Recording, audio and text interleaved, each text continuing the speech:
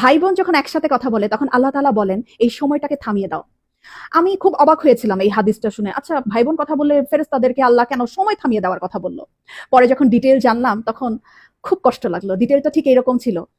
ভাই বোনের সাথে এই পৃথিবীর পরে আর কখনোই দেখা হবে না।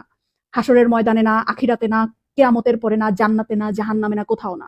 বাবা মার সাথে দেখা হওয়ার সম্ভাবনা আছে, স্বামী স্ত্রীর সাথেও দেখা হওয়ার সম্ভাবনা আছে, ছেলে মেয়ের সাথেও দেখা হওয়ার সম্ভাবনা আছে, কিন্তু ভাই বোনের সাথে সম্পর্ক শুধুমাত্র এই পৃথিবী পর্যন্তই।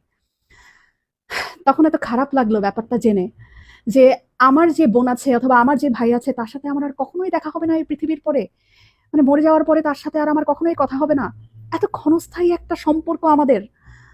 যারা সম্পত্তি নিয়ে ঝামেলা করে ভাই বোনের সাথে কথা বলে না, যারা অনেক ঝগড়া বিবাদের কারণে ভাই বোনদের সাথে কথা বলা বন্ধ করে দেয়, তারা না করেন না এই ব্যাপারটা। সময়টা না খুব কম আমাদের, খুব কম।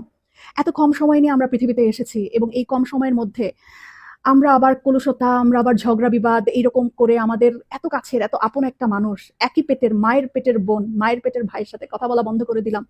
এই মানুষগুলোর সাথে তো আমাদের আর পৃথিবীর পরে দেখাও হবে না, কথাও হবে না। কি দরকার মনে এত কষ্ট রেখে?